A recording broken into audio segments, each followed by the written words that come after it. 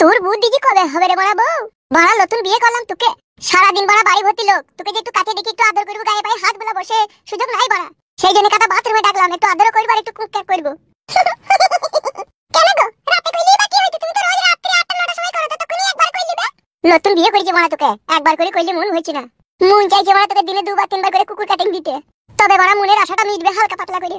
সব সময় তো পাগলামো করে কেন তুমি? রাতে কইলি বাকি হবে? এ ফাদা কোনি করবো, দিবি কি দিবি না সেটা বল বড়া, তুই আমার বউ। আমি কখন কুকুর কাটিং দেবো কি না দেবো সেটা আমার ব্যক্তিগত ব্যাপার, তোমরা খুলে রেডি হতো বড়া। ঘুর ঘুর পেছনে ঘুর বড়া। বৌমা কোথা গেলি গো? তোমার বাবা ডাকছে।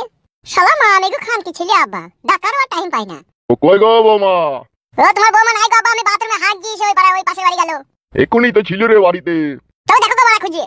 লে রে লে খুল খুল, লে রে লে রে ঘুরে দাঁড়া না, টুকুস করে ভরে ঠুক করে বেরিয়ে যাবে রে, লে তাতে কর রাতে কর লাগা। তুই গুষ্টির লাতার মেরে কেতা চাপা দেবো, তুই চিনিস না আমাকে। লে লে লে একবার ঘুরলো ফুস করে ভরে দেবো, লে হয়ে যাবে লে। কি হইলো আবার চিন্তা ভাবনা করছিস কেন?